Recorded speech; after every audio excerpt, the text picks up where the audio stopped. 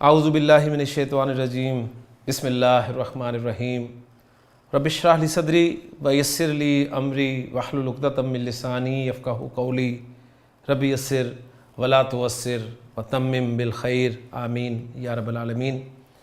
عربی کا معلم حصہ اول ہم نے شروع کیا ہوا ہے اور پہلے دو اسباق میں جو مشقیں آئی تھیں، جو سوالات آئے تھے، ان کو ہم نے الحمدللہ مکمل کر لیا تھا۔ آج ہم تیسرے سبق کے بارے میں جو کنسیپٹ ہے اس کو پہلے پڑھیں گے اور پھر تیسرے سبق کی ایکسرسائزز کو انشاءاللہ تعالی مکمل کرنے کی کوشش کریں گے۔ تو پہلے دو اسباق الحمدللہ ہمارے پہلے لیسن میں مکمل ہو گئے ہیں اور تیسرا سبق جو ہے وہ ہمارے آج کے لیسن میں انشاءاللہ مکمل ہو جائے گا۔ تو چلتے ہیں بورڈ کی طرف اور یہاں پر لکھا ہوا ہے جی الدرس الثالث، اسی پیٹرن پہ میں بول رہا ہوں جو کہ آپ کو یاد ہے کہ وقف کر کے ہم نے بولنا ہے، اور اس سبق کا جو مین ٹاپک ہے وہ ہے مرکبات۔ تو پہلے کنسیپٹس پہ جاتے ہیں پھر ایکسرسائزز کی طرف چلتے ہیں جی۔ دو یا زیادہ لفظوں کے آپس کے تعلق کو ترکیب کہتے ہیں جی۔ ترکیب کی ڈیفینیشن آپ کے سامنے آ گئی، دو یا زیادہ لفظوں کے آپس کے تعلق کو ترکیب کہتے ہیں، ٹھیک ہے، اور اس سے جو مجموعہ بنتا ہے اسے مرکب کہا جاتا ہے۔ تو یہ مرکب یہ بھی اسم المفعول ہے جی۔ اگر مرکب ہوتا، رکبہ یرکبو ترکیباً سے مرکب اور مرکب اسم الفاعل ہوتا اور مرکب جو ہے وہ اسم المفعول ہوتا۔ مرکب دو قسم کا ہوتا ہے، ناقص اور تام۔ کلیئر ہو گیا جی۔ اس کے بعد وہ بتا رہے ہیں کہ مرکب ناقص کسے کہتے ہیں، یہ وہ ہے جس کے سننے سے نہ کوئی خبر معلوم ہو، ٹھیک۔ اب ہماری ڈیفینیشن کیا تھی مرکب ناقص؟ الفاظ کا ایسا مجموعہ جیسے بات پوری نہ ہو، بس ہمیں بات سمجھ میں آ گئی تھی، ہم آگے چل پڑے تھے۔ یہاں پر آپ کو ٹیکنیکل ڈیفینیشنز ملیں گی۔ یہ وہ ہے جس کے سننے سے نہ کوئی خبر معلوم ہو، نہ کوئی حکم سمجھا جائے، نہ خواہش، بلکہ وہ ایک ادھوری بات ہو، جیسے رجل حسن، یہ ایک مرکب ہے، کوئی ایک اچھا مرد۔ اب کوئی ایک اچھا مرد جب آپ کہتے ہیں تو نہ کوئی خبر معلوم ہو رہی ہے، نہ کوئی حکم سمجھا جا رہا ہے اور نہ ہی کوئی خواہش، بلکہ ایک ادھوری بات ہے۔ اور کتاب رجل، کسی ایک مرد کی کتاب، ساتھ مرکب اضافی اور مرکب توصیفی کی بھی ایگزامپل انہوں نے دے دی، ساتھ ہی آپ کو ذکر کر دیا۔ اس کے بعد وہ کہتے ہیں جی مرکب تام یہ وہ ہے جس کے سننے سے یا تو کوئی خبر معلوم ہو یا کوئی حکم یا خواہش سمجھ میں آ جائے، جیسے الرجل حسن، الرجل حسن، مرد اچھا ہے۔ اب یہاں پر انہوں نے جملے کی ایگزامپل دے دی آپ کے سامنے۔ الرجل حسن کہنے سے ایک بات یا ایک خبر معلوم ہوئی کہ فلاں شخص اچھا ہے۔ دوسری ایگزامپل انہوں نے دی خذ الکتاب، خذ الکتاب، ایک جملہ فعلیہ کی ایگزامپل دے دی، کتاب لے، کتاب پکڑ، کہنے سے کتاب لینے کا حکم معلوم ہوا۔ رب ارزقنی، اے میرے رب مجھے روزی دے، کہنے سے خواہش اور التماس معلوم ہوئی۔ کلیئر ہو گیا؟ تو تینوں ایگزامپلز انہوں نے دے دی، خبر معلوم ہو رہی ہے، کوئی حکم آپ کو سمجھ میں آ رہا ہے، یا آپ کو کوئی التماس یا خواہش پتہ چل رہی ہے، تو وہ مرکب تام ہوگا۔ مرکب تام کو جملہ یا کلام بھی کہتے ہیں، ٹھیک ہو گیا؟ تو یہ چیزیں الحمدللہ آپ کے سامنے آ گئی ہیں۔ آگے چلتے ہیں جی۔ تیسرا پوائنٹ وہ بتا رہے ہیں کہ مرکب ناقص کئی قسم کا ہوتا ہے، توصیفی، اضافی، عددی وغیرہ۔ اچھا، ہم نے مرکب ناقص کی 4 قسمیں پڑھی تھی جی، توصیفی، اضافی، اشاری اور جاری۔ گرامر والے جو ہیں وہ توصیفی اضافی کو تو مرکبات کی کیٹیگری مانتے ہیں، لیکن جاری کو اور اشاری کو وہ مرکبات ناقصہ میں نہیں کنسیڈر کرتے، یہ ذہن میں رکھیے گا، ٹھیک ہو گیا؟ بلکہ اس کے علاوہ ایک دو مرکبات ہیں جنہیں وہ مرکبات ناقصہ میں لے کے جاتے ہیں، جن میں سے ایک مرکب عددی ہے، ٹھیک ہے؟ جیسے احد عشرہ، 11 سے لے کے 19 تک جو اعداد ہیں نا، وہ آپ دیکھیں گے کہ مرکب اعداد ہیں، ہم نے پڑھے ہوئے ہیں اپنے کسی کورس میں، ٹھیک ہے؟ بیسک کورس میں تو نہیں پڑھے، لیکن میں نے دروس اللغت العربیہ کورس میں ان کو پڑھایا ہوا ہے۔ تو وہ عددی، مرکب عددی سے مراد احد عشرہ، اثنا عشرہ وغیرہ اس کو لیتے ہیں، ٹھیک؟ اور مرکب بنائی بھی ایک ہوتا ہے، وہ بعد میں دیکھیں گے۔ وہ خود ذکر کر رہے ہیں کہ جن میں سے مرکب توصیفی کا بیان یہاں کیا جاتا ہے، باقی مرکبات ناقصہ نیز جملے کا بیان آئندہ ہوگا۔ تو امید ہے ہم انہی کی پیٹرن پہ انشاءاللہ تعالی چلتے ہیں جی۔ سلسلہ الفاظ نمبر 2 وکیبلری دوسری آگے پھر ایکسرسائز آ جائے گی جی. بستان باغ کو کہا جاتا ہے. کبیر بڑا. بحر سمندر یا دریا دونوں کے لیے لفظ استعمال ہوگا بحر. عمیق گہرا. بطیخ تربوز یا خربوزہ تو دونوں کے لیے ایک ہی لفظ استعمال ہوتا ہے بطیخ. میں تو پہ شد کی وجہ سے بطیخ پڑھ رہا ہوں, یہ ذہن میں رکھیے گا. ردی ردی نکما جسے ہم اردو میں ردی کہتے ہیں نا وہ ہے ردی نکما. تفاح سیب کے لیے استعمال ہوتا ہے. جید عمدہ. رمان انار. حلو میٹھا. شارع بڑا راستہ یا شاہراہ, ہمارے یہاں لکھا تھا یہ شاہراہ عام نہیں ہے, ٹھیک. عرید چوڑا. عرض سے عرید چوڑا. قصر محل یا حویلی, بلکہ محل ہوگا اصل میں, اگر جو محل اعراب ہم پڑھتے ہیں نا تو اردو میں صحیح اس کو محل پڑھا جائے گا, لیکن ہم اردو میں محل کہہ دیتے ہیں اس کو. حویلی. مشید مضبوط. محل جگہ. محل جگہ, یہ محل ہے وہ پھر محل ہم کہہ سکتے ہیں, ٹھیک ہے, حویلی کے لیے. نظیف نظیف کے معنی ستھرا صاف ستھرا. مسجد مسجد. وسیع کشادہ. ملک بادشاہ. عظیم بزرگی والا بڑا یا شاندار. جبن پنیر. مالح یا ملح کھارا نمکین. قلم قلم کے لیے صغیر چھوٹا. ورد گلاب کا پھول. اور احمر بغیر تنوین کے, ساتھ انہوں نے ذکر کر دیا بغیر تنوین کے, سرخ. ایک پوائنٹ اور لکھا ہوگا اسی ویکیبلری کے ساتھ کہ اوپر کے سلسلے میں ایک طرف اسم ذات اور دوسری طرف اسم صفت ہے. چیک کر لیتے ہیں جی. کالم میں آپ دیکھیں جو پہلی سائڈ ہے یہ والی سائڈ, اس میں آپ دیکھیں اسم ذات ہے. بستان صفت نہیں ہے جبکہ کبیر صفت ہے. بحر اسم ذات ہے. عمیق صفت ہے. بطیخ اسم ذات. ردی نکما. تفاح اسم ذات. جید صفت. رمان اسم ذات. حلو صفت. شارع اسم ذات اور عرید اسم صفت.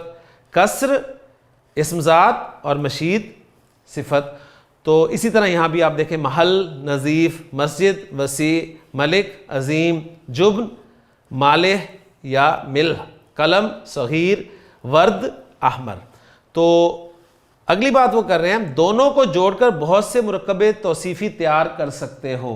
ان کا کہنا ہے کہ میں نے اس ترتیب سے رکھ دیا ہے الفاظ کو کہ ایک طرف اسم ذات ہے اور دوسری طرف اسم صفت ہے, دونوں کو ملائیں اور مرکب توصیفی تیار ہو جائے گا آپ کا. دیکھ لیتے ہیں جی کیسے. بستان کبیر. بستان کبیر ایک بڑا باغ, بالکل مرکب توصیفی بن گیا جی. بحر عمیق ایک گہرا سمندر. بطیخ ردی ایک نکما تربوز یا خربوزہ. تفاح جید ایک عمدہ سیب. رمان حلو ایک میٹھا انار. شارع عرید ایک چوڑا رستہ. قصر مشید ایک مضبوط محل یا ایک مضبوط حویلی. محل نظیف ستھرا ایک ستھری جگہ. مسجد وسیع ایک کشادہ مسجد.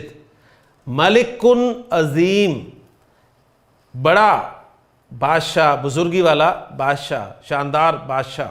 عمارت کے لیے عام طور پہ شاندار کا لفظ استعمال ہوتا ہے تو بڑا یا بزرگی والا یہاں پر ہم ترجمہ کر سکتے ہیں. جبن مالح یا جبن مل کھارا پنیر نمکین پنیر.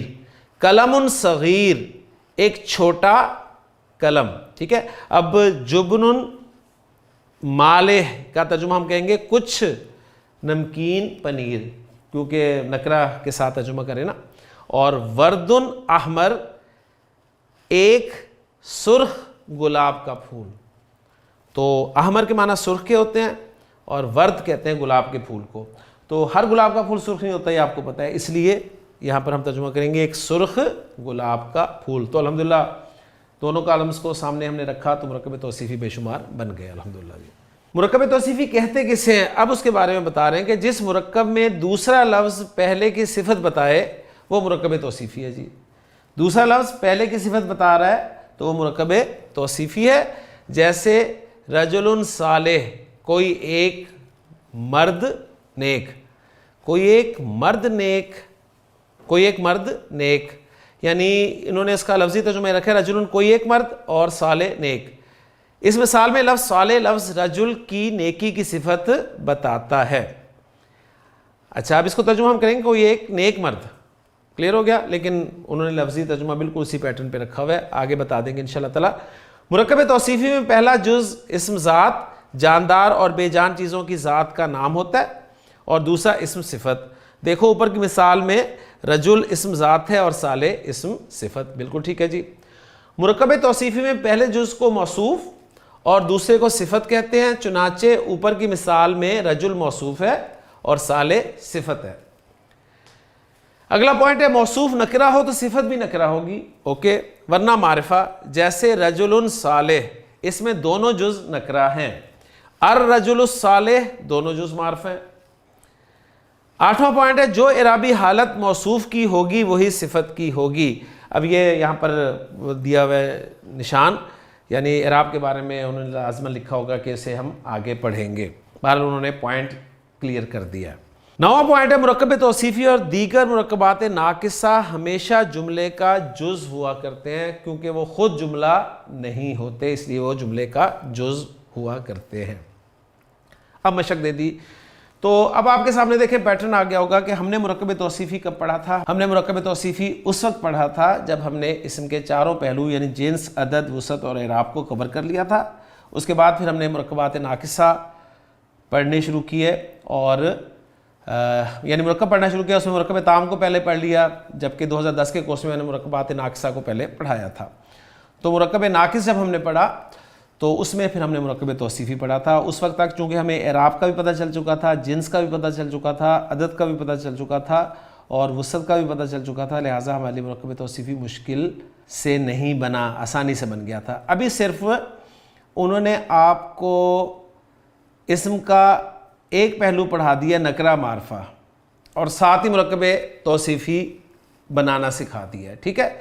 تو یہ ڈیفرنٹ اینگلز ہوتے ہیں جی بات سمجھانے کے، تو بات اصل میں سمجھ آنی چاہیے، اس اینگل سے سمجھ آ جائے، اس اینگل سے سمجھ میں آ جائے، آپ کے لیے الحمدللہ سمجھنا مشکل نہیں ہوگا کیونکہ یہ چیزیں آپ الحمدللہ پہلے پڑھ چکے ہیں۔ تو مشق نمبر 2 ہے جی، ترجمہ کرنا ہے ہم نے اردو میں ان کا اللہ العظیم، عظیم اللہ۔ اگر ان کے پیٹرن پہ ہم ترجمہ کریں تو ایسا ترجمہ ہوگا کہ اللہ عظیم، اللہ عظیم، یعنی یہ بنے گا، لیکن ہمیں پتہ ہے کہ صفت کو پہلے اردو میں بولتے ہیں اور موصوف کو بعد میں لایا جاتا ہے۔ یا مرکب توصیفی کا ترجمہ کرنے کا ایک طریقہ یہ ہوتا ہے کہ آپ موصوف کو ہی پہلے لانا چاہتے ہیں تو موصوف کو پہلے لے آئیں، اور اس کے بعد اگر دونوں معرفہ ہوں گے تو موصوف کا آپ ترجمہ پہلے لانا چاہتے ہیں تو سمپل آپ ترجمہ کریں گے موصوف کا پہلے اللہ جو عظیم ہے، ٹھیک ہے۔ اور اگر کوئی نکرہ لفظ ہوگا تو آپ موصوف سے پہلے ایسا، ایسی یا ایسے کا لفظ لگا دیں گے اور اس کے بعد جو کے ساتھ ترجمہ کر دیں گے، کلیئر ہو گیا۔ تو اس پیٹرن پہ ہم ترجمہ کریں گے، تو اللہ العظیم، اللہ جو عظیم ہے یا عظیم اللہ۔ الرسول الکریم، رسول جو باعزت ہے یا باعزت رسول۔ کسر عظیم، اب یہ نکرہ کنسٹرکشن آ گئی، تو اگر ہم کسر کا ترجمہ پہلے کریں تو میں ترجمہ یوں کروں گا، ایسا محل یا ایسی حویلی جو شاندار ہے، کلیئر ہو گیا، یا ایک شاندار حویلی، ایک شاندار محل۔ البیت الصغیر، چھوٹا گھر یا گھر جو چھوٹا ہے۔ بستان النظیف، بستان النظیف، ایک صاف ستھرا باغ یا ایسا باغ جو صاف ہے، ٹھیک ہے۔ تمر حلو، ایسی کھجور جو میٹھی ہے یا ایک میٹھی کھجور، کچھ میٹھی کھجور، یہ بھی ترجمہ کیا جا سکتا ہے اس کا۔ التمر الحلو، التمر حلو، میٹھی کھجور یا کھجور جو میٹھی ہے۔ ملکن صالح، ایک نیک بادشاہ یا ایسا بادشاہ جو نیک ہو، جو نیک ہے۔ البحر المالح، نمکین سمندر، نمکین دریا، کھارا سمندر، کھارا دریا، دریا جو کھاری ہے، ہو کے ساتھ ترجمہ کیا، دریا جو کھاری ہو، ٹھیک۔ شیئن طیبن، ایک پاکیزہ چیز، ایک اچھی چیز یا ایسی چیز جو پاکیزہ ہے، جو اچھی ہے۔ الرجل الطیب، پاکیزہ آدمی، پاکیزہ مرد، اچھا مرد، آدمی جو طیب ہے۔ محمد الرسول، محمد الرسول، پیغمبر محمد، پیامبر محمد صلی اللہ علیہ وسلم، محمد صلی اللہ علیہ وسلم جو رسول ہیں، ٹھیک ہے، اس طرح بھی ہم اس کا ترجمہ کر سکتے ہیں۔ رب غفور، اب اس کا ترجمہ اگر ہم نکرہ کرنا چاہیں تو پھر وہ رب کے لیے ذرا، اگر رب کے لفظی معنی لیں جو کہ مالک کے ہیں یا پالنے والے کے ہیں، تو پھر ترجمہ کچھ ایسا بنے گا کہ ایسا پالنے والا جو بڑا بخشنے والا ہے، ٹھیک ہے، یا ایک بہت بخشنے والا رب، مالک یا پالنے والا، اس طرح کچھ ترجمہ ہم اس کا کر سکتے ہیں۔ ذنب عظیم، ذنب عظیم، ایک بڑا گناہ، اب یہ شاندار نہیں کہیں گے یہاں پر کہ شاندار گناہ، ایک بڑا گناہ، ایسا گناہ جو بڑا ہے۔ رجل قبیح، ایک برا آدمی، ایک بدصورت مرد یا ایسا مرد جو بدصورت ہو۔ الجبن الردی، الجبن الردی، نکما پنیر یا پنیر جو نکما ہو۔ خبز جید و تمر حلو، ایک عمدہ روٹی اور ایک میٹھی کھجور، یہ ترجمہ کریں گے، یا ایسا کریں گے ترجمہ، ایسی روٹی جو عمدہ ہے اور ایسی کھجور جو میٹھی ہے، یا ہو کے ساتھ بھی آپ ترجمہ اس کا کر سکتے ہیں۔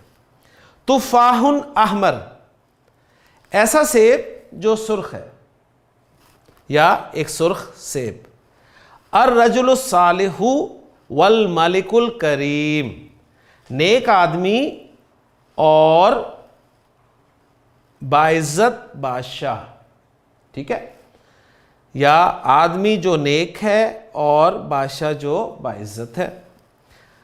البطیخ الحلو، میٹھا تربوز یا میٹھا خربوزہ یا خربوزہ جو میٹھا ہو یا میٹھا ہے۔ الورد الاحمر، سرخ گلاب، گلاب جو سرخ ہے یا سرخ ہو۔ کلیئر ہو گیا جی؟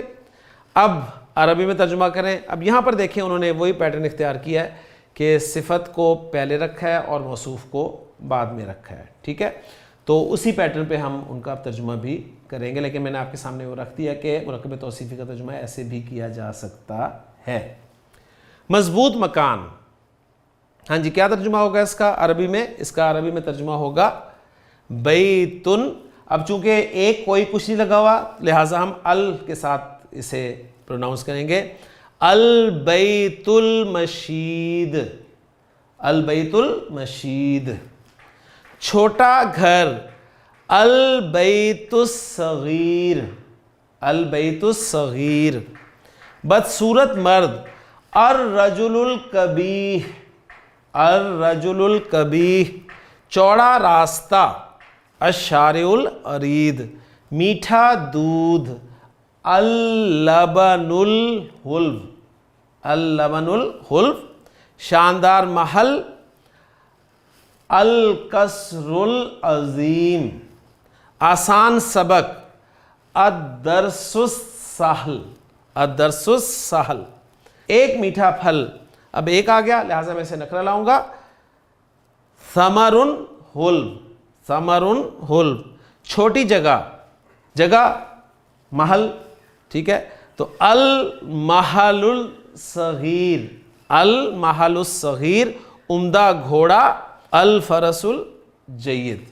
جی، کشادہ گھر. البیت العرید, البیت العرید, کوئی ایک نیک مرد, کوئی ایک آ گیا تو نکرہ لاؤں گا جی.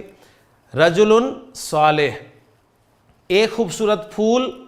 زہر جمیل, زہر کہتے ہیں پھول کو, گلاب کا پھول ورد ہوتا ہے اور کوئی بھی پھول جو ہے وہ زہر ہوتا ہے. زا, ہا اور را. ایک خوبصورت گھوڑا. فرس جمیل, فرس حسن, انصاف کرنے والا بادشاہ. الملک العادل, عمدہ روٹی یا اچھا دودھ, عمدہ روٹی. الخبز الجید, یا اچھا دودھ.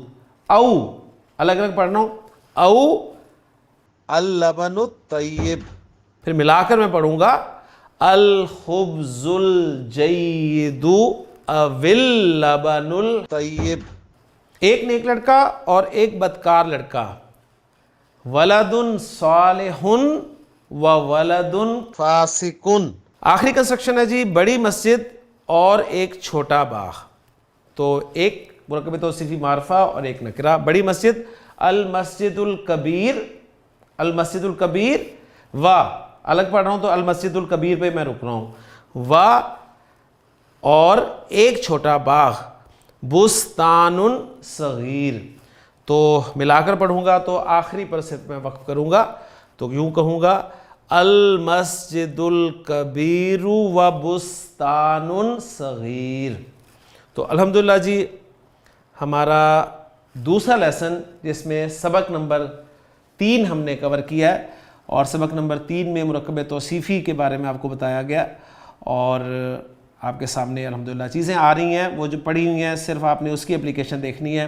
ترتیب کیا ہے اس کو آپ نے فوکس نہیں کرنا, تو بس آپ نے اپنے رولز جو ہیں وہ پکے کرنے ہیں.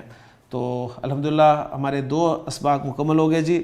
انشاءاللہ تعالی عربی کے معلم کے تیسرے لیسن میں انشاءاللہ تعالی چوتھے سبق کے ساتھ آپ سے ملاقات ہوگی. سبحانک اللہم و بحمدک, اشہد ان لا الہ الا انت, استغفرک و اتوب الیک.